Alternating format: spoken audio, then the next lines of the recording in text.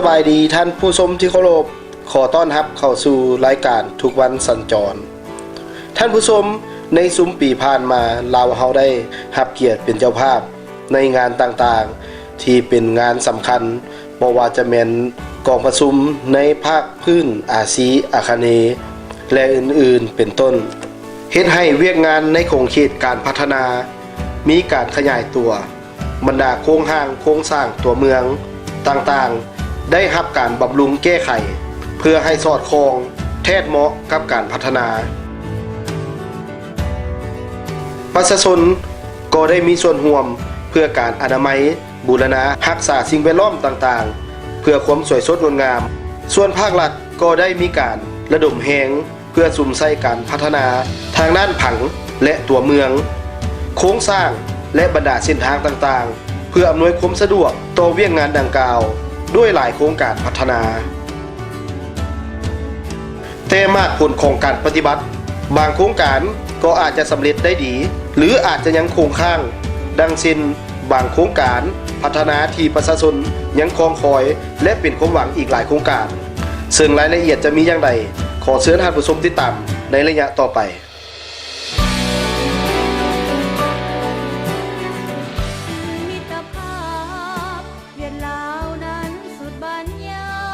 ฮักหอมกันหมายมั่นลายสันผู้ก็ปีนไตลายน้ำใยเล็กโคกคอยขวางกั้นกระดุงไปสองซาดล้าวเวียดได้ฟังความหักอยู่ในใจหงหาทางแม่ของบลึกปุ่นป่านใดถึงว่าผู้จะถึกเสาะเจือนแม่น้ำลำเซจะเหือดแห้งแต่สายพัวพันมิตรภาพล้าวเวียดนามจะมั่นคงถนนแกนสัวกาลนานของที่บ่หูแห้งอีกทางแม่น้ำแดงสมเสยวันเซ็นสนธิสัญญามิตรภาพและการร่วมมือลาวเวียดนามครบรอบ40 ปี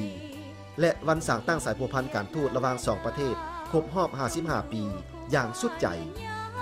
มิตรภาพลาวเวียดนามมันคง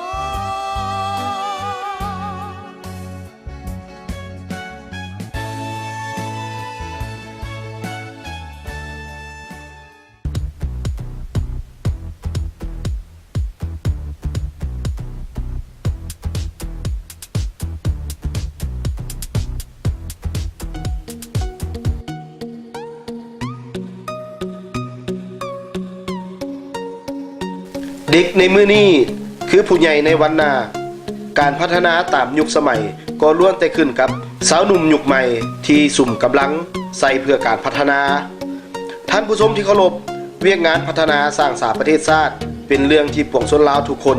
เขาควรคำนึงและตึกตกช่วยเหลือซึ่งกันและกันและดังที่ฮู้ว่าลาวเฮาโดยเฉพาะนครหลวงเวียงจันทน์ที่เป็นเมืองเข้าของการพัฒนาแม้นมีการขยับขยายเวียกงานการพัฒนาบ่ว่าจะเป็นด้านโครงสร้างแผนผังสำนักงานหรือว่าเวียกงานทางด้านคมนาคมที่เป็นปัจจัยหลักในการพัฒนาเวียกดังกล่าวดังที่ทานได้พบเห็นในบางเส้นทางที่มีการก่อสร้างและสำเร็จเป็นที่เรียบร้อยแล้วแต่ถึงอย่างใดในโครงเขตเวียกงานของกรุงจักรก็ยังมีบางปรากฏการณ์หรือบางโครงเขตเวียกงานที่มีการดำเนินเวียกที่ยังขาดตกบกพร่องหรือบ่สำเร็จบางเวียกงานโครงการแม้นบ่มีการเคลื่อนนิ่งตามที่ข้อกำหนดไว้ในสัญญาก่อนดำเนินโครงการเลยเส้นทางเต้6ก็เป็นเส้นทางหนึ่งที่ทางภาครัฐเล็งใส่ก่อสร้างเพื่อเวียกงานในการพัฒนาเนื่องจากแม่นเส้นทางตัดจากถนนไก่สอนพรหมวิหารผ่านบ้านผาขาวบ้านคำหุงบ้านตาดมีไซบ้านห้วยหงบ้านหนองพญาหรือหกหมอแม่และเด็กออกใส่เส้นทางดงโดกสีเกิดเส้นทางนี้เมื่อสร้างสำเร็จจะเป็นอีกเส้นทางหนึ่งที่สามารถระบายความแออัดอังออของท้องถนนในตัวเมืองนครหลวงเวียงจันทน์โครงการสร้างเส้นทางนี้แม้นได้เริ่มสร้างมาได้หลายปีแต่นับจากมีการวางแผนและลงมือปฏิบัติซึ่งเป็นความหวังให้พ่อแม่ประชาชนผู้ชมใช้การสัญจรโดยเฉพาะผู้ที่จะมาพวกหมอแม่และเด็กเพื่อได้รับความสะดวกสบายแต่จนถึงปัจจุบันเห็นว่าเส้นทางดังกล่าวยังบ่มีความคืบหน้าซ้ำบ่นำในฤดูแล้งก็เกิดมีฝุ่นกุ้มไปทั่วส่วนมาฮอดฤดูฝนก็ดังที่พบเห็นมีแต่ขุมและบวกน้ำอังซึ่งเฮ็ดให้การสัญจรมีความยุ่งยากขึ้นไปตื่ม อันเที่ยวทางเส้นนี้เพราะว่าพาลูกมาหงหม้อเนาะ มีความลำบากเพราะว่าทางมันก็อ้วยได้เนาะฟ้าฝน แล้วก็ไปมาก็บ่สะดวกคั่นแหละเวลาลูกเก็บเนาะแล้วก็ได้ไปเลยได้เที่ยวทางเส้นนี้แหละแล้วก็ที่ว่าหม้อนัดหม้อหยังเขาก็ได้ไปพาลูกไปห้องหม้ออะไรมันก็ยากก็คือเห็นได้ฟ้าฝนฟ้าหยังก็ไปกระทางก็อ้วย ถ้าว่าทางอ้วยเป็นแบบนี้เนาะเฮาเที่ยวทางนี้หั้นนะถ้าว่านั้นหั้นนะก็ยานแบบเกิดอุบัติเหตุถือว่ารถลมบ่สิมีหยังหั้นนะก็สลีกันไม่หยังนั้นก็เฮ็ดให้มีเนาะแนวอ้วยแนวหยังมันฟงใส่กันหั้นนะเนาะแล้วก็ให้เกิดอุบัติเหตุสิลีกบ่มุมกันบ่สิต่ำกันนะ ตั้งแต่ปีเริ่มปี2009 2010พุ่นแหละก็ว่าสิแล้วมาตลอดเลยแต่มันก็บ่แล้วเรามาดินเอาดินมาถมเอาหยังมาปาไว้เกตปลาละบางเทื่อเอารถมาเกตให้มันเพียงมันบ่แน่นฝนตกใส่ขี้ตมคันบ่มีขี้ตมบ่ขี้ฝุ่นยังไงกุบมาจนฮอดจนทางตัดมีไซพุ่นแหละรถก็มาบึดมันต่ำมันเจือกมันล่มมันก็ตกทงนาก็มีพอมันเขาเจ้าเฮ็ดบ่แล้วเนี่ยเนาะก็เชื่อว่าเขาเจ้ามาเกตมาเบิ่งว่ามันสินั้นอยู่แต่ย้ำได้ก็เพื่อนว่าสิมันแล้วมันหักบ่แล้วมีแต่คุณมาเบิ่งโอ้เขาเจ้ามาถามว่าโอ้ยอันนี้ก็บ่กลางต่อแล้วว่ะแต่ก็เชื่อมั่นภาครัฐอยู่ดอกว่าเขาเจ้าสิเฮ็ดเชื่อมั่นในการนำอยู่แต่ว่ามีแต่ว่าเฮ็ดมันคือยามฝนจังซี่บัดมาเฮ็ดใหม่บัดตอนที่ว่ายามแล้งมันบ่เฮ็ดมาเฮ็ดปลาไว้ก็เป็นคุมคือเก่าแล้วเรื่องว่าเส้นทางที่ว่าเส้นทางลักเนาะมันระบายรถได้หลายเลย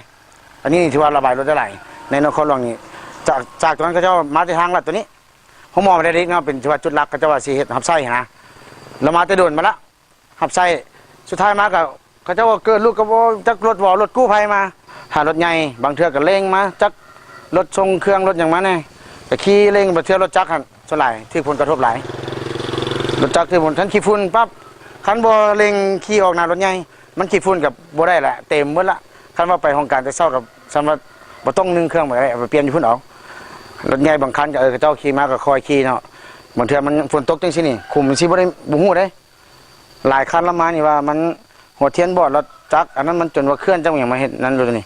ก็เห็นใจเขาเจ้าอยู่รถจักรรถหยังก็ได้แต่ว่าก็ห้องทั้งรถใหญ่รถจักรน่ะผู้ที่นำใช้ส่วนตัวนี้เนาะก็ทางมันยากเนาะมันไปมันมามันใกล้มันสะดวกมันก็คอยมีน้ำใจให้กันนั่นแหละเนาะเดินทางไปเนาะมีน้ำใจแล้วก็รักษาน้ำใจให้เกียรติเลยเนาะมารยาทในการสัญจรอย่างไรเนาะ ก็เที่ยวเพราะว่าเที่ยวมาหาป้ามายามป้าอยู่นี่เพราะบ้านตัวเองอยู่หนองท้าบ้านป้าอยู่บ้านหนองพญานี่หนทางว่าอยากชีวิตละยายเลยเพื่อนแล้วก็คุมหลายที่ตุ่มถึกตลอดเลยอยากให้ทุกคนใช้ระมัดระวังในการขี่ซ่าๆเพราะว่าคุมมันหลายแล้วก็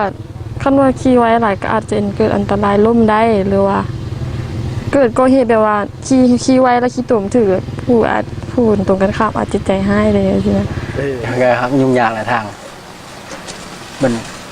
คันสิไปน้องพญาทางไปน้องพญาก็ไปบ่ได้ไปวันนี้ก็กลับคืนเพราะว่าไปหันทางคุบใหญ่ไล่เลยเจอมาประมาณ 4-5 ปีแบบนี้มันก็เป็นบางช่วงบางเทื่อเขาเจาะกันทางกันกิดดีก็พอไปเรียนสบายอยู่แต่ช่วงนี้ยามฝนแดงหรือว่าแหละทางก็เป็นคุมไล่แต่ว่ายามฝนมันก็เป็นในนี้แต่ละปีก็อยากให้ทางบางส่วนเกี่ยวข้องมาแก้ไขทางสบายอะไรอยากให้ทางดีเด้เพราะว่าสิเด็กค่ายเครื่องก็สะดวกกันไปมานิดนึง แล้วแต่ห้วยโหงหาหนองพญาเที่ยวมันยุ่งงานมันก็ในกัน3 ปีก็เที่ยวมันก็เป็นแบบนี้แหละยามฝนก็ทางเปื้อนแบบนี้แล้วยามก้อนขี้พุ่นกันหลายสุดหลายฝนตกเจ้าแปลงทางสุดนึงฝนตกใส่กันมันก็เป็นบวกเป็นขุมอะไรนี่แหละจะให้กับเจ้าแปลงทาง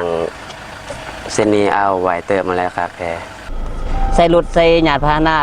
เส้นทางตัวนี้เนาะก็อยากให้นักขับขี่มีความระมัดระวังการไปการมาเนาะทุกๆคนนั่นแหละมีความให้เกียรติซึ่งกันและกันนะเนาะเพราะว่ามันก็เป็นเส้นทางใหม่เด้เส้นทางคิดตุ่มเลยเนาะก็เบิ่งนำกันนี่แหละเบิ่งตัวจริงนำกันนี่นะเนาะค่อยกันเรียนเจ้าก็เรียนนะคือมันเหยียบคิดตุ่มคิดนั่นใส่กันนะก็เฮาก็อิงใส่นักขับขี่หมดทุกๆคนเลยแหละให้มีความรับผิดชอบนำกันว่าจะเป็นรถน้อยรถใหญ่นะแล้วกันจักพักฟังไว้แต่พักส่วนที่เกี่ยวข้องหรือว่ามาบุกเบิกเส้นทางนี้เพราะว่าเส้นทางตัวนี้มันก็ซ้อทางอันหงโมเมลเด็กเนาะนะก็มันก็มีความยุ่งยากอยู่ตัวนี้ รายการพุทธธรรมนำชีวิตเป็นรายการนำเอาคำสั่งสอนของพระพุทธเจ้าเป็นแสงธรรมแสงเทียนอบรมบ่มสอนและปลูกจิตสำนึกให้แก่เยาวชนสาวหนุ่มและพุทธศาสนิกชนทั้งหลาย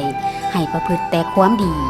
บุญเฮาเฮ็ดกรรมเฮาบ่สร้างเพื่อดำเนินชีวิตให้ถูกต้องของธรรมตามหลักคำสอนของพระพุทธเจ้าขอเชิญพุทธศาสนิกชนติดตามรับชมรายการพุทธธรรมนำชีวิตในทุกๆวันอาทิตย์เวลา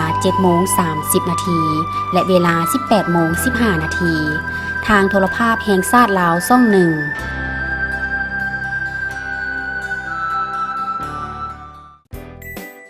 พยาธิไข้เลือดออกสามารถป้องกันได้เพียงแต่เอาใจใส่ปฏิบัติง่ายๆในทุกๆวันเสาร์เช่นล้างและพัดถูภาชนะที่ใส่น้ำเก็บเมียนหรือทำลายภาชนะที่บ่ได้ใส่เพื่อบ่ให้เป็นบ่อนอยู่อาศัยของนอนน้ำถ้าสงสัยเป็นไข้เลือดออกให้ไปหาหมออย่างรีบด่วนเพียงเท่านี้ก็จะบ่มีพยาธิไข้เลือดออกบ่มีหนอนน้ำยุงลายบ่มีไข้เลือดออกอย่าลืมทุกๆวันเสาร์ต้องเอาใจใส่ปฏิบัติล้างและพัดถูภาชนะที่ใส่น้ำเก็บเมียนหรือทำลายภาชนะที่บ่ได้ใส่เพื่อบ่ให้เป็นบ่อนอยู่ของนอนน้ำถ้าสงสัยเป็นไข้เลือดออกให้ไปหาหมออย่างรีบด่วนด้วยความห่วงใยจากโครงการควบคุมพยาธิติดต่อ2โดยการมีส่วนร่วมของชุมชนกระทรวงสาธารณสุข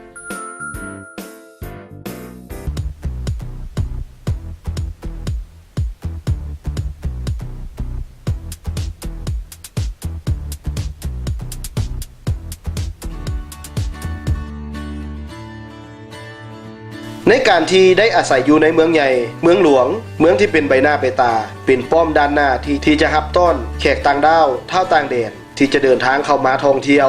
และเยี่ยมยามเที่ยวชมในนครหลวงเวียงจันทน์ต่างคนต่างก็คิดว่าเป็นเมืองที่ดีเป็นเมืองที่มีการพัฒนาอย่างศิวิไลแล้วก็ตามในอีกมุมหนึ่งปรากฏการณ์ที่ปรากฏขึ้นในบางโครงเขตการพัฒนาเป็นเพียงนามธรรมเป็นเพียงสิ่งที่จะเห็นให้ประชาชนตาดำๆได้เพียงแต่ฝันหาและคองคอยสภาพการดังกล่าวนี้ขอให้มีการแก้ไขอย่างท่วงทันด้วยท่านผู้ชมที่เคารพเวียกงานสร้างสรรค์พัฒนาเป็นสิ่งที่ดีเพื่อจะเห็นให้เศรษฐกิจสังคมมีการเติบใหญ่ขยายตัวแต่ในโครงเขตเวียกงานนั้นก็อาจมีบางปรากฏการณ์ที่ทวงดึงเฮ็ดให้ล่าช้าอันนี้ก็ต้องขอฝากไว้กับบรรดาภาคส่วนที่เกี่ยวข้องช่วยเบิ่งแยงและแก้ไขอันนี้ก็คือการก้าวไปด้วยกันของปวงชนลาวเฮาและมาฮอดนี้เวลาของทางรายการก็หมดเวลาลงแล้วขอขอบใจกับข้อมูลที่ส่งถึงรายการขอขอบใจท่านผู้ชมที่ให้เกียรติติดตามรับชมพบกันได้ใหม่ในวันในเวลาเดียวกันนี้สบายดี